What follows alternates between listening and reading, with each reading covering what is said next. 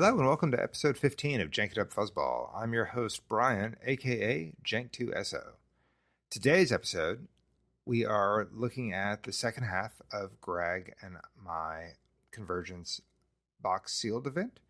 So we're going to discuss the outcome of that and the Legendaries. We split the 6 Legendaries, and based on our performance in the 2 sealed events, we drafted out of that. So I'll give you a recap of that. And then also, Greg came over and sat down, and we discussed the results of my Convergence Booster Box poll survey, I suppose, that was set up when Convergence dropped. And so we had 375 responses. That's a lot of boxes, right? That's way more than I thought we'd ever see. And so Greg has helped me kind of parse through that data, look at it, and kind of help us make a picture of what we have from that. And so I don't have any kind of printed material for you yet, but we are working on that. But Greg and I spent some time discussing that. So the first half of the show, I'm going to be talking about the draft event or the sealed event that Greg and I had and talk about how that played out.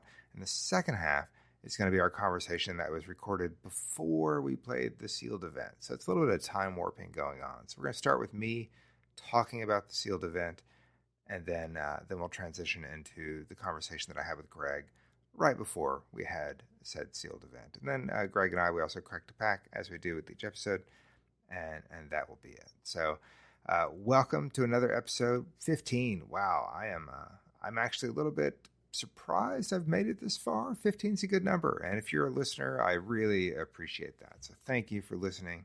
I love Star Wars Destiny. I'm still having a great time with it.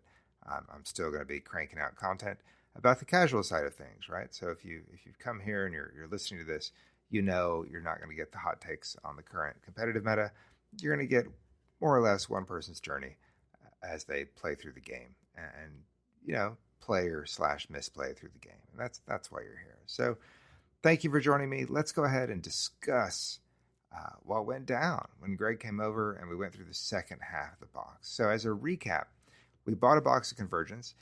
We each have Allies of Necessity draft kit. And so a few weeks ago, we each cracked 9 packs from that box, threw together a deck, and played 2 out of 3. I was lucky enough to survive and win that first round.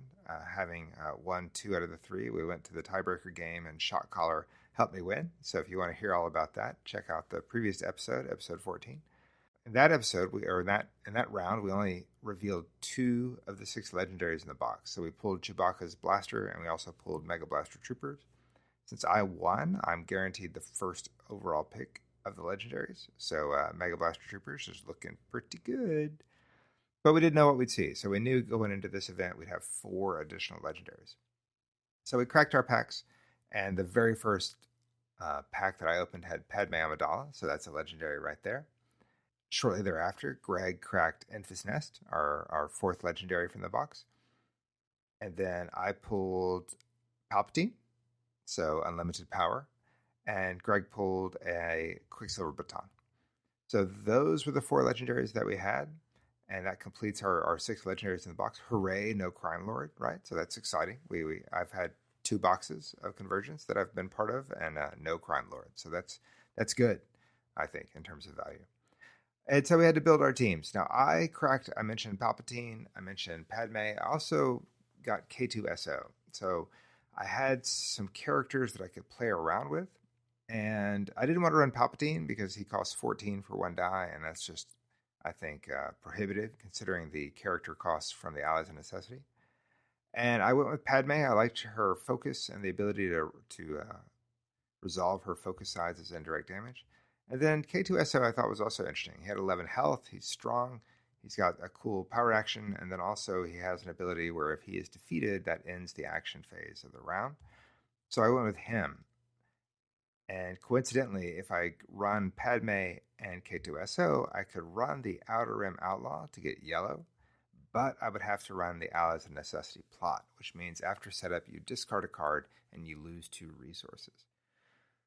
So I went ahead and did that because why not, right? So I ran a red-yellow, so no Dooku's lightsaber, no Palpatine. I also pulled Force Pool and also a Jedi Holocron, which weren't any use to me since I wasn't running blue, and that was fine. Greg also had a kind of a challenging time putting together his team. He had Infant's Nest. He also pulled a Wat Tambor. So he settled on Wat, single die Wat, Outer Rim Outlaw, and single Rye Thin Rao, obviously. So that was good. So we were both running red-yellow decks, both featuring the Outer Rim Outlaw. And he had a really, really good go. Both games, we only played 2 games because he won them both. So spoiler alert. But both games, he got out the sniper team like round 1. And using Wat Tambor, you can play a support and then roll that die into the pool. And it just felt like it got me behind pretty quickly. He also, both of us, I should say, we had all kinds of downgrades in play. So just all kinds of bounties and downgrades were being thrown across the board. I think in the middle of that first game, I had 2 downgrades, one of them being a bounty on Finn Rao. I had the Shadowed from the draft set, and then also just another bounty. And then he also had 2 bounties on K2SO, so we just had a lot of stuff going on. He put a Riot Shield on Finn Rao, which really made it difficult to try to take advantage of those bounties. I will say the MVP for me for the night, the unexpected MVP for me, was the Electro Sword. And that's a 3-cost upgrade weapon from the draft kit. But it has, it's redeploy, as I mentioned, but its damage dealt by this die is unblockable. So that means he could not use Riot Shield. And thankfully, I got this out both games. And I actually was able to kill Finn Rao that first game thanks to Electro Sword. Because occasionally, I also had a conscript squad, so I would get that out and roll that out with Padme. And I might ping Finn Rao for 1, and he wouldn't want to waste the Riot Shield for the 1. But he couldn't use the Riot Shield for the Electro Sword. So that was really awesome, being able to finally chip away. But at the end of the day, I lost that first game. It was close. K2SO went down, and then the Outer Rim Outlaw went down, and then I had Padme against, I believe, the Outer Rim Outlaw, and I just couldn't get it done, right? He had the Ordnance gun, or the Ordnance Blaster, that has all modified sides, but if you resolve a Scoundrel die, you can resolve that die, and so that was super annoying for me. And it just couldn't happen. He also used an uncommon card, Power Surge, which is the title of the episode. It's a 2-cost hero event. It features a K2SO, or at least a droid of K2SO. The art says resolve one of your dice showing damage, doubling its value to a maximum value of 6. So he resolved that in the first game. I think he got 4 damage out of that. And that didn't kill me, but it obviously didn't feel good. And then he finally just basically wore Padme down. I think he did put a shot collar on Padme at the end. I think he also had wounded on Padme, and I just kind of ran out of options. I felt like he had more dice in the game than I did. I never found my hired muscle, and he found hired muscle, I think, both games. It was just difficult. After the first game I lost, of course, I didn't want to change anything because I really had nothing better. In the second game, he rolled really, really hot, and I rolled really, really cold, and it didn't feel like much of a contest at all. He blitzed through K2SO, and then he blitzed through the Outer Rim Smuggler, and I finally killed Wat. I had 8 health remaining on Padme, and he had 17 health remaining on his 2 characters, and it was just brutal. And he chipped away, downgrades, kind of inhibiting Padme's abilities, and just, it was difficult. I had 5 or 6 health left, and then he managed to resolve a 3 damage die of his with Power Surge again in the second game. So he paid to resolve 3 damage, may have been hard muscle. So I paid 1 for that, paid 2 for Power Surge, and then he blew me up for 6. And that was the game. And mercifully so, because I didn't think there was any chance I was going to somehow come up with 17 damage versus my 8. So, I lost 2 straight games. I felt pretty good about it. However, one huge misplay that I realized afterwards is that it was my first time to pilot K2SO. It's my first K2SO card that I have. And he had a cool power action and all that. But he also has the ability where if he is defeated, you end the action phase of the round. And both times, didn't do it. Just didn't even think about it. Didn't acknowledge it. Didn't RTFC, to use a magic term. And I'm not saying it would have changed the outcome. I doubt it would have, but certainly we kept playing around after K2SO had been defeated, and that shouldn't have happened. So that was a misplay on my part. What are you going to do, right? We both made errors, but Greg played well. He rolled really, really well, and that was it. So he won the second night. I won the first night. So after we were all done, we unsleeved everything and we pulled out the 6 legendaries and make our choices. So again, just to recap, we had Mega Blaster Troopers, we had Chewie's Blaster, we had Palpatine, we had Padme, we had Enfys Nest, and we had the Quicksilver Baton. I chose first. I took Mega Blaster Troopers just because it's the highest value card, and also I don't have one. I would love to have one because I do have a Phasma, and I just think it's a neat support, right? It's cool to be able to run out a bunch of FOSS dice in addition to that. And he took, so he was up second, and the math says he should have taken Palpatine, right? Palpatine was the second most expensive card. He, having seen me played single die Palpatine, he's just not into Palpatine, right? And having a single die Palpatine is pretty easy to overcome because he did it, right? So I want to tip my hat to Greg, and I've thanked him already, but I just want to say that I just want to thank him again publicly on this. It's a really class act, but he said, look, you should get the Palpatine die because I have single die. I can run him elite, and he didn't have to do that. He could have easily picked it up and sold it and made, $25 maybe, and done something with it. But instead, he took Enfys Nest and he said, you get Palpatine. And it's just a nice gesture, right? It was really cool of him to do that. Super great. So he took Enfys, second pick. I took Palpatine, third pick. It was time for his fourth pick. He was looking over the cards. So you had Chewie's Blaster, you had Quicksilver Baton, and you had Padme Amidala. He was kind of, hemming and hawing about what to do. The one card he seemed least interested in was the Quicksilver Baton because, red melee just doesn't really add up.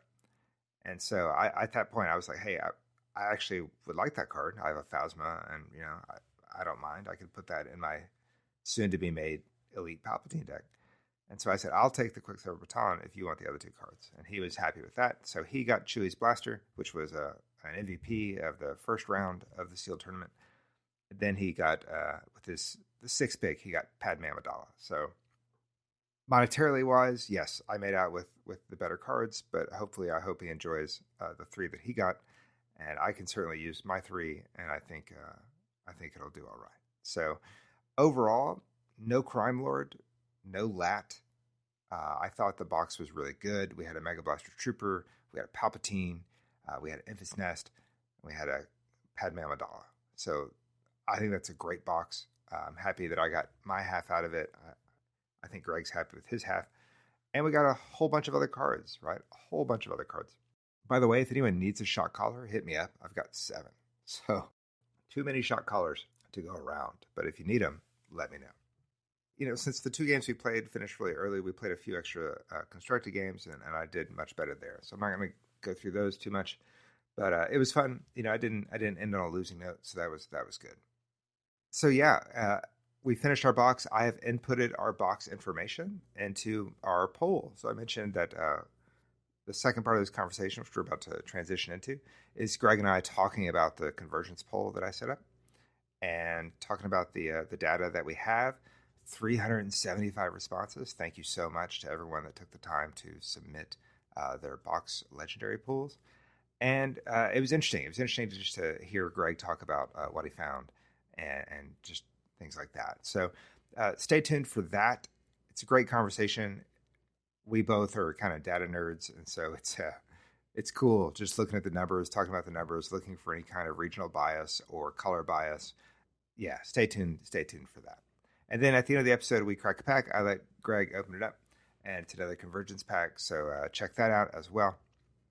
Before we transition into that, I want to talk to you a little bit about some support that we receive. We are proud to be a community partner with Top Deck TCG. And just as a reminder, you can order cards through Top Deck TCG. And if you used code word Fuzzball, you will get 10% off your order. So please check that out. I also follow them on Facebook. You should too, because they post new content from a wide range of the content creator community. And so it's always great to see what they post about And sometimes that introduces me to things that I missed, or articles, or podcasts that I don't have in front of me. So it's really, really great. I also want to say that one of our new, affiliates is Ebates. I mentioned this last episode, and I won't go into great detail, but Ebates is just a great system where if you do a lot of online shopping, you can get some money back. And I mentioned that if you are a new Ebates customer, after your first $25 in participating purchases, it doesn't have to be a single purchase, but after you make $25 in purchases total through their participating retailers, you will get $10 cash back, which is nice. And I mentioned how I used that to buy a couple of Grievous starter sets. So that was awesome. That was a nice Destiny discount right there. And, I still use it. I've used Ebates to order things recently on Target and on Academy for some baseball equipment for my son. So yes, I get 1% to 2% back, and that's going to add up over time. So in a little bit, I'm going to get, $5 cash back, which goes towards hobbies that I want them to, such as Star Wars Destiny. I bring this up because if you want to try Ebates out and you want to take advantage of that offer, then if you go through my affiliate link, then Janked Up Fuzzball will receive money for you completing that introductory offer. So you win by getting money back, and I will win by getting some affiliate dollars back, and it's a win-win for both of us. So if you're interested in checking it out, please visit ebates.com/r/bpiana. So again, that's B as in Brian, and then Piana is Piana. I will have this also on the show notes and in the website page. So you can certainly do that. ebates.com/r/bpiana. Check it out. You'll get $10 back. I will also receive some money back for you being signing up through our affiliate program. And that helps keeps the lights on for Jank It Up Fuzzball, right? Also very good. All right, without further ado, I'm going to transition into the conversation I had with Greg. We're going to time warp because we had this conversation before we sat down and played our sealed event. So everything I just talked about, none of it was known at the time. But it's a great conversation with Greg. We're going to let that end the show right there. And then I look forward to talking to you soon. Who knows? I have new cards to build around. I'm super excited about that. Maybe I'll talk about the first mill deck I ever built, because I just decided I wanted to be a super dirty player. I don't know. We'll talk about it. Anyway, thanks for listening. Here's me and Greg talking about the results of our Convergence Booster Box Legendary pool. I'm here with Greg. He's back in the Bat Cave, so to speak, and we are going to talk about the Convergence Box Pool survey that I ran when Convergence dropped in March. I want to thank everyone that contributed to that. We had a total of 375 valid entries that were submitted. So 375 boxes of Convergence. People submitted their 6 legendaries. And Greg is here. Greg works with data a lot, and he's actually helped me because I just had the idea of wouldn't it be cool? But I really didn't know what to do with it at all. And so Greg, thank you, first of all, for being here. Thank you for crunching the numbers. And we're just going to kind of riff on some of the data, right? We're just going to talk about some things that we noticed, and you're going to sound way smarter than me about it. But anything, thank you again for working on the data. Anything you saw or anything you want to lead into, introduce us to what you found, or what do you want to talk about? Yeah, I think I'm going to spoil kind of the most interesting tidbit about the data right now. And I think the most interesting thing I saw is that, maybe we were suspicious about is the distribution of color equal to the available pool of legendaries. And I found that, yeah, it's spot on. So and by what I mean by that is saying we had a 6-5-6, right? So it was 6 blue, 5 red, 6 yellow possible legendaries, right? Yes. And out of those, over 2,000 legendaries from these 375 boxes, it was almost exactly that proportion of red, blue, and yellow. So I guess kudos to FFG for their that is pretty impressive, right? Because and there's some things that I assumed, and it's interesting it came up, but I assume that in a given box there should be 6 unique legendaries, so you're not going to get a duplicate, right? And obviously, like you just said, there's a spread. I don't know why there's not 18. I don't know why they didn't do 666, but it's 17 legendaries, so it's 656. But yeah, so over 2,000 legendaries, it pretty much came in right in line with what you would expect it to.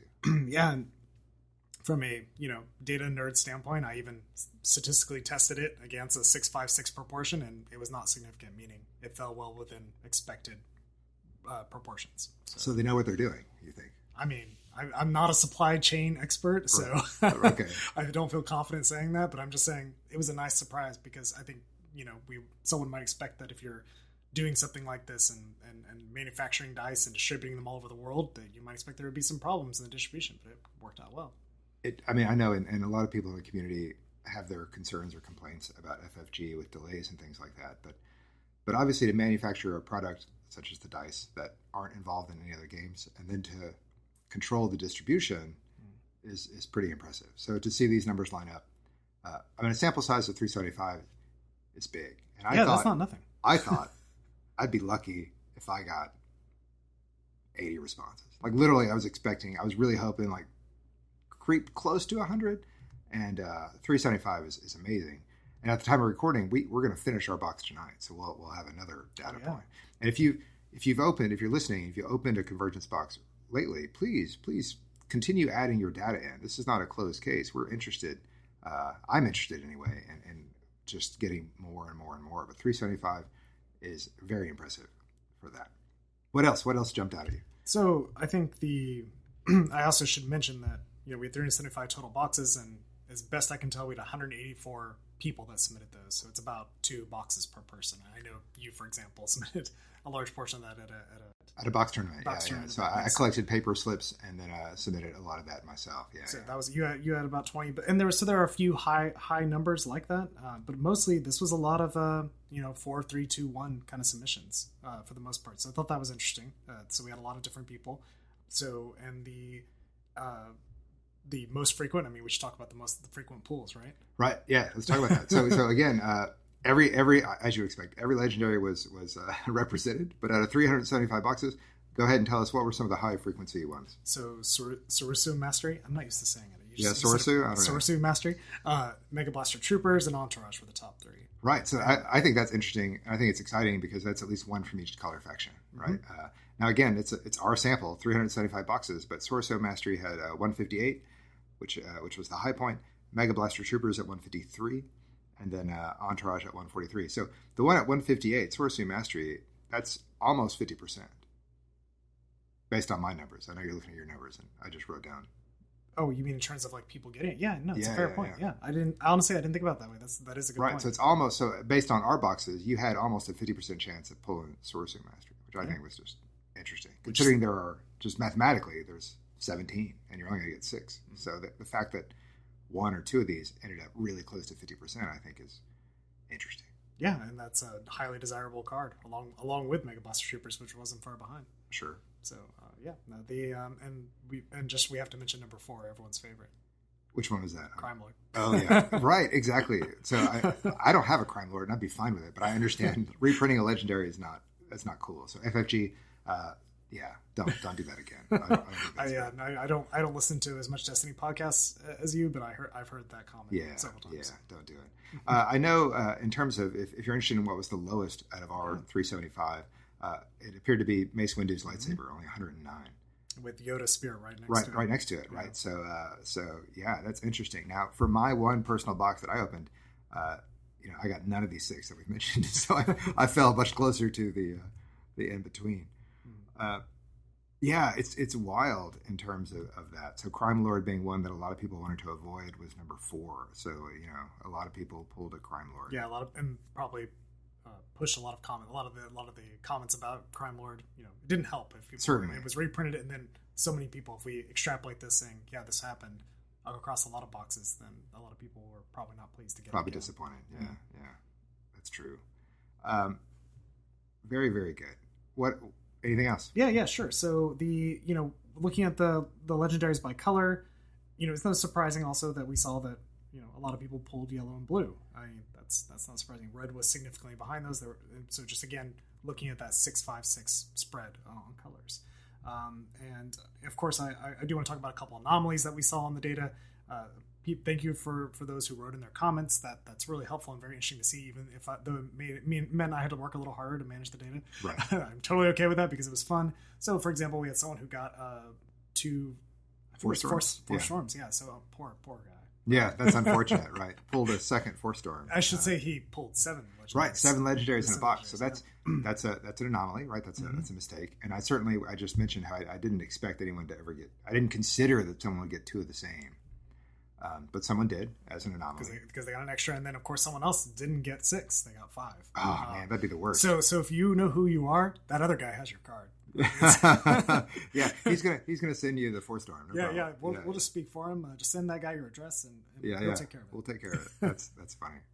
So what else? So we talked about the a lot of the averages overall, like in terms of counts and frequencies. But I want to talk about money. I just don't want to put off anymore, just because I thought it was so interesting. Right. So you asked me to look at the total worth. Right. So real quick, Chance Cube came out recently with a listing of just the value of Destiny, and it's a great article. But they had like the low point value. They assigned all 17 legendaries low point value, and now this is 2 months after release, right? So this is, who knew if you cracked your box, the day or the week of, we really didn't know how things would shake out. But yes, so based on those numbers, 2 months later, we have these numbers as the low point. For instance, Crime Lord is $2.99, so that's the least expensive. And then the most expensive on here, I believe, is Entourage at $37.99. So we use these numbers, and I will link to the Chance Cube article in the show notes, just so you know where our data came from. But it was, I think, kind of fascinating 2 months later to assign values to some of these pools. So what did you find? So the first thing I saw, of course, is that I said the yellow cards were the most frequent pool, followed by blue and then red. But the actual by value based on that is the opposite. So even though blue was a little bit lower than yellow, it was the highest value amount. So all of the people that submitted their data, they got a lot of value out of their blue cards in terms of these prices. And followed by red, which was of course interesting too, is the smallest number pulled, but things like Mega Blaster Troopers and Phasma really made it worth their Padme, while. Yeah. Oh yeah. How could I forget? So you think Crime Lord? Yeah. Crime Lord dragged it down. Right. Unfortunately, I'm looking at this, and so Crime Lord we mentioned was $2.99. Chewbacca $7.55. Chewbacca's Blaster $6. And so there are only 5 legendaries on this list that are under 10, and 3 of them are in yellow. The other 2 are Mace Windu's lightsaber at $5.14, and then the Lat gunship at $4.14. But every other card is at least $10. So I guess for yellow to have half their cards valued under $8 certainly pulled them down. Yeah, so yellow is definitely the lowest value, even though it's the highest frequency pulled. And so the average box value, we calculated at $106 per box, and the per person, because we said there's about 180 people, that was $200 or so dollars. Now, of course, we know there's some skew to that data, so don't commit to that. But it's still interesting, just looking at the for the people who submitted a lot. And so I would love to talk about the best and worst pools, which I think we were really excited about. Right. So this is something that I asked Greg to do, and Greg, I just want to step in again and say Greg did a lot of work on this that he didn't expect to do, and I didn't expect him to do. But I asked him. I said, "Hey, could you do this, and that?" And so a lot of work. And we'll talk about location a little bit because there was a lot of cleanup. Yeah, sure. But yeah, so once we had numbers, I said, is there a way to go in and determine like who had the best or the highest value 6 legendaries and who had the worst or the cheapest value 6 legendaries? And so what came across? So we're gonna ignore the guy who got 7 cards because right. Not okay. Fair. That said, it's kind of funny that he got 7 legendaries, but he only beat out the natural 6 person by $1. Wow. For his box. So that was kind of interesting. And I'm sure a lot of people will be amused that the natural 6 pool, the highest value, did include Crime Lord, which I thought was funny. That is funny. So he just cleaned up on all the other 5 cards. The other 5 cards. Wow. Because you had a $3 card, and then you obviously did that. He had Entourage, Mega Blaster Troopers, Padme, Palpatine, and Sorcerer Mastery. That sounds like a great box. That's a great box. Exactly. I mean, so what? You have Crime Lord, right? But that's everything else is that's amazing. Mm-hmm. Okay. And other boxes at the top were very similar to that. They had Entourage, they had Mega Blaster Troopers, they had Padme. Those were common at the top, right? So for people who got that, and hopefully, and let me just take this opportunity to say now, we'll dig a little more into this data when I have more time. You didn't want to wait any longer, which not that you're impatient, but I'm very impatient, Greg. Come on. I could go on for a while and dig more into this, but I think it would be really interesting to see what are the common threads for the top values. Right. But so those are the top the top box and the type of cards that promoted it. And so of course now we need to talk about the weakest. Right. So the poor boxes. person who pulled the least valuable? Was it me? Did I come up?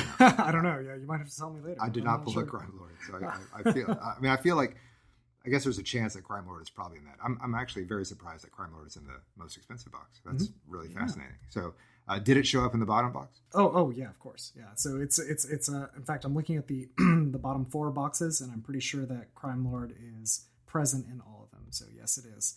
So all the bottom, there's not really any one bottom box. I mean, there is, but it's a matter of pennies. Okay. So just to give you a good sample of what it's like, we're talking about Call this the sadness box. The sadness box, the sadness set, the crime lord, Infus Nest, Jabba, the gunship, which hey, I want that card, so I'm sad. Mace Windu's lightsaber and the Quicksilver baton. Wow. And just give you a couple more cards that helped along with that. Let's see. I think we had one other outlier. Actually, no, that seems, wow, do we have an identical one? I guess we did. I apologize. I thought there was one more card that made up that bottom 6 or 7 cards, but no, that was so many people got that sad box. Man. That's 6. So, and sorry if you were happy with your pull. I don't mean to right. Criticize it. We're talking just, and again, trust me, as someone who plays casually, I am not one to criticize people that want to play janky cards, but just in pure value assigned to these cards, 2 months later, here we are, right? Keep in mind, to pull something that's just worth the least is I don't know, it's unfortunate more than anything else. Versus the people who definitely got 6 legendaries that were worth more than the box. Right, exactly. There you go. That's it. So, that's fascinating, right? Yeah. It's interesting thing. And thank you, Chance Cube, again, for putting those numbers, because it gave us a whole nother data set. Greg, I have some questions aside from money. Are we done with money, or do you have Sure, any? we're done with money. So when I threw this poll together, we included location, and I think there were some people who felt that there would be some discrepancy in distribution, or they questioned whether there was any kind of pattern where if you lived in this part of the country or this part of the world, you would get certain ones. And I know cleaning up the data for you was very difficult, because all I asked for was location, and people could write in whatever they wanted. And so it did make for a very easy translation. So 2 things about that. One, were you able to parse any kind of theory? Did you notice any kind of patterns? And then 2, what can we do next time to better clean that up so we can get more accurate data without having to scrub it? Sure. I say we, meaning you. Oh, yeah. So I should point out, for example, we did get a pretty good response on the location. So, most people put in a location, and I was able to decipher from what they put their location. Right. It was an optional field. I didn't require it, but a lot of people. But I'm saying it was definitely like 90%. Okay. Over 90% of people provided. So thank you again for being confident and feeling secure enough to provide that, because most people, or a lot of people, might not be, and that was really great. Right. So on that, just looking at, for example, the U.S. region. So we had 282 in the U.S. that I was able to lock down a location on. Well, that means we almost had 100 boxes reported from outside the U.S., which is amazing. Yeah, there's a few that were blank, but otherwise, yeah. Okay, very good. So 282, and so did I notice any discrepancies? I noticed odd things. So just looking at regions of the country, and so we can provide this data later in terms of where you live, but it's kind of what you think of in terms of the West being the entire western half of the U.S. and the South, for some reason, being what we might call the Bible Belt and everything else. And so just using those numbers, I looked over. I didn't see a lot of discrepancy. There is some fluctuation. Of course, we have to keep in mind that some parts of the country weren't as well represented as others. The southern part and the western part of the country were heavily represented. Thank you, Southerners and Westerners. Thank you. Versus the Northeast and the Midwest, which were smaller numbers. Like the Northeast, we had 33 and 48 in the Midwest. So on that note, I was trying to look at it in terms of just by color, because I just want to look at 6 cards at a time. And I did see some unusual things, like we talked about Cerriso Mastery, and the fact that in the Northeast there were only 33 people, but they had by a large portion the highest number of Cerriso Mastery. Oh, right. So all those people got one. Basically, it felt like that. But yeah. Okay. It was a lot. It felt like a lot. It's a high number. In fact, it was more than half of those people. Okay. So more than half of those people in the Northeast got a Cerriso Mastery. So that I did notice little things like that. Was there something that was so crazy that I couldn't believe it? Not really, but there were things like that card. Another example would be Phasma in the Midwest. Half the people in the Midwest got that card. Okay. So 40 out of 40 people, 24 pulled that. Right. So it sounds like maybe there are tiny instances of this, but nothing that's going to wave a flag or anything like that. I mean, I didn't think so. And of course, we will continue to dive and look into it, but I mean, and I didn't have time to statistically test the data. Yeah, right. Yeah. So I mean, there could be that I'm saying like, oh, it's just a little bit more, but if you ran it into like, some sort of statistical test, it would actually come out as significant. And I think what's also interesting about that is that there's no way to track where boxes come from. Because if FFG ships some to Team Covenant, and then Team Covenant ships those all over the country, and someone opens that box in Florida and someone opens that box in Sacramento, well, that's, really, you're not going to find any kind of distribution. And that's a great transition into something I wanted to say to you about the next survey. I think we should say, like, did you buy at a local game store? And we just have a little yes/no question. Yep. We don't ask them where they bought it, but just did you buy locally? Or did you buy online? Yeah, or did you buy online? Right. We could ask that, and it might help sort out the data a little bit. And it would just be fun to know also the proportions of people who are doing that. And although no one is paying us to do that, we're not a marketing firm. So right, no, we're not. We are two people who love data and love seeing what it can do, and that's all we do. We're interested in that. So that's interesting. So that said, and again, if you responded, thank you so much. Right, I know you had to entrust me with your email. I haven't spammed you. I haven't done any of that. Thank you. We would love to do it again with Spark of Hope. And Greg, you helped me kind of piece this together. But having gone through this process now, what could we do? You already mentioned maybe specifying, did you buy this at a local store or did you buy this online? What else would you see in terms of changing the form? I guess one immediate question is, my assumption is that you're going to get 6 unique legendaries. Does that hold up, or do we need to somehow allow people to at least just choose 6 even if they repeat themselves? Or? No, I think your idea of 6 unique legendaries is fine. I mean, we're talking about 2 people out of 375. Right. So those are okay. I mean, clearly FFG means for them to be unique in a box, right? Mm-hmm. That's their plan. Yeah, and so we had 2 anomalies. Yeah, and those were technically not duplicate. There weren't 2 of 6, right. And so I think that's fine. Okay. And that's not a problem to clean. And we talked about the location, just make it easier for people to fill the location. We'll put like city, state, zip, and our zip, city, state, country. And state, province will be optional if you don't want to provide that for other countries or we want you to say a province if you want, but the primary thing we care about, of course, is your country, followed by city and state. Right. Well, state's important in the U.S. We do care about that. So we'll provide those and ask them and see what kind of feedback we get from that. What kind of results we get from that, I should say. And I think we might add 1 or 2 more, but I think we're really grateful for the amount of submissions we got, and we want to make this really fast and easy. So we don't want you to answer 100 questions. Yeah, I think it's really great, the original survey you had, that you asked like 2. Yeah, right, exactly. And that's the point. I honestly just wanted to, hey, what 6 did you get? Where are you from? Just to be able to see if there were any kind of issues. And so I think we will do it again. I hope if you participated on the Convergence, I do want to put together something. Thank you for listening to this, but for those that you're maybe expecting some kind of infographic or something, yes. we'll put that together. So that's coming. But yeah, let's do it again for Spark of Hope. I'm interested in seeing what might come from there. I don't even know how many legendaries are revealed, but there's a new, I don't know if you saw today, there's a new Jango Fett. He's a legendary for the new set. So a new bounty hunter is coming. Awesome. So there you go. I do love bounty hunters. Greg, anything else about the survey that you want to talk about? No, I don't think so. I just I do want to acknowledge that we had a lot of Canadian responses too. Thank you, Canada.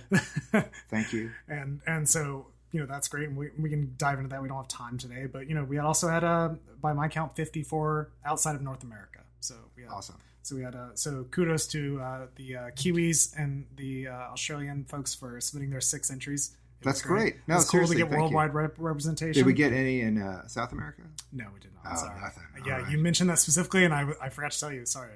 I guess I need to work my your Spanish and Portuguese. Yeah, I guess I got to do that. How about, but in Europe we had some. Yeah, 48 in Europe. 48 in Europe. And yeah, great spread in Europe. We had some folks from all over Europe. I mean, we had some Eastern Europeans. We of course had many UK citizens and. Spain too. So Western, Northern, Eastern Europe, we had a good representation. That's awesome. So we're gonna wrap this segment up. If you have questions, if you're listening to this and you're like, oh, I submitted to the survey, I have more questions, just find me and email me your questions and I can give it to Greg. I'm on Twitter, Jank It Up on Twitter, or you can email me at jankitupfuzzball@gmail.com or find us on Facebook. We're there. So if you have questions about the survey, let me know, and it's something specific that we didn't address in the conversation just now, and we'll try to get you an answer because this is fun stuff, right? It's just much like this game. It's just nerdy stuff that we like to do. I do. I like looking at the data. I like seeing what the distribution is and things like that, and that's good. Moving on, this will be the end part of this segment. I haven't recorded the intro yet, but I will. But what we do every episode is we crack a pack, and I have right here a pack of Convergence. This is from Kingwood Hobbies. Now, Greg, speaking of Kingwood Hobbies, you just placed a rather large order at Kingwood Hobbies. I did. Anything you want to say about Trey? Trey, as always, great job. I mean, that was the packaging was superb. I'm happy to post a picture, give you a picture of the packaging just to show off Trey's skills. Very well done. And I haven't seen, but you actually ordered a pre-made deck. I haven't seen it. You haven't spoiled it yet, which is great. But that's I think that's a unique offering. Like I don't know any other place that offers that. Yeah, it's great, and I mean, it's for someone who doesn't know the game. You don't have to worry about giving them, your mill deck, or you're like, here's my Afra droid deck, figure it out. And so not to say that Trey doesn't make complicated decks. I'm sure he does, but I just ordered some straight up pew, and awesome. I'm ready. I'm eager for someone to try it out. Yeah, so we're big fans of Kingwood Hobbies, and this pack came from Trey. Again, super supportive of the podcast. I want to thank him for that. Greg, do the honors. Crack that open. Oh, I know, right? I've been waiting for this. You're so fortunate. What do we got? A blue die. Oh, what is it? What is it? Oh, I think I recognize it. Oh, our favorite. Tell us about it. Good old force pull. So all right. I pulled one of these in our Convergence pack. That's awesome. I actually think I like it more than you. I think it's kind of neat. You feel like there's too many not qualifiers, too many things that happen afterwards. Yeah. Do you want to read it? Sure. So it's a upgrade. Has 5 die sides, so 2 indirect, 1 focus, 1 resource, and 2 specials. And the special is choose an opponent's character and force them to activate it. Then you may resolve one of that character's character dice as if it were in your pool. This is, by the way, a 2 resource upgrade. And is it neutral or villain or hero? Neutral. So my concern is that, yes, in order for this card to be practical, for you to use it, you have to roll out activated character, land on the special, and so that takes at least 2 actions to resolve that, and then your opponent still has to have a character ready, right? So but so I'm not a huge fan, but it sounds like you're a bigger fan. So what do you see in this card that you like? I think it's a fun card against when you're running a 2 wide against a 3 wide. You're always there's a good chance they're not gonna have an unactivated character, right? And I could be wrong with this. Maybe this is the way I sequence frequently is a lot of times I don't roll out my big guy first. It just depends on the deck. But a lot of times I'm rolling out my clone trooper or something like that. You save this for the big guy, you roll it out or you land it, and you manage to roll out, not Savage, he comes out first, but someone like that. And you get a nice 3 or 4 damage side. And of course, I should say, speaking of big die, though, and I just said 3 wide, but you rolled this out against a Vader. That's pretty great. I know, but I feel like Vader is getting activated pretty early. Yeah, pretty round. much. Yeah, you're not going to sit on him. Yeah. You're not wrong. Well, cool. What's the uncommon? Can you dig for that? Sure. The uncommon is, oh my gosh, I'm not sure to say. Convex Robbery. That sounds good. Yeah, so it's a 3 resource cost event. Villain, spot a scoundrel to choose 1 die in each opponent's pool. Resolve those dice in the order of your choice as if they were in your pool. So 3 cost is a lot. That is a lot. Spot a scoundrel to choose 1 die in each opponent's pool. I don't know about that, man. Yeah. So you're spending 3. You have to have a scoundrel, and then you get to resolve 1 die. If we're playing a normal 2-player game, I don't know. What do you think? Yeah, not so great. No, not so great. Okay, let's move on to the uncommon. Sure. So let's go through the uncommons. We have a move event, Fatal Blow. Excellent. I like it. Yeah. Work on upping your move event counts. Strong Intuition, which I haven't seen yet. Draw 3 cards, discard a card from hand. Good old just draw. Yeah. And Wounded, attached character is -1 health, which actually I keep trying to figure out how I can use that card because for some reason I really like it. Well, I think it's a downgrade. It's neutral, and so you just play it on an opponent's character, and then it knocks it down. Much like what's that? You're playing your Grievous deck. You have the modular frame, right, which gives it +1 health. This just does the reverse of that. I like it. I like it too because it's effectively damage from hand, right? Mm-hmm.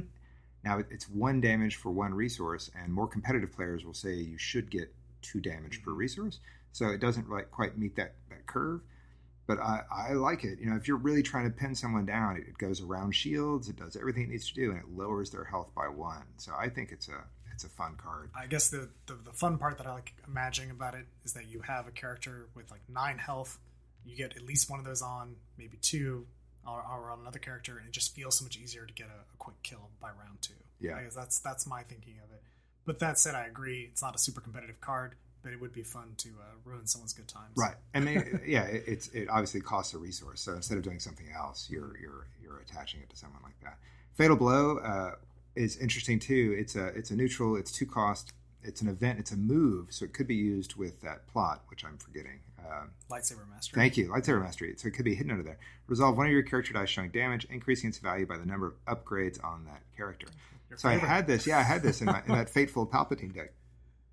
But I could never have the 2 resources to.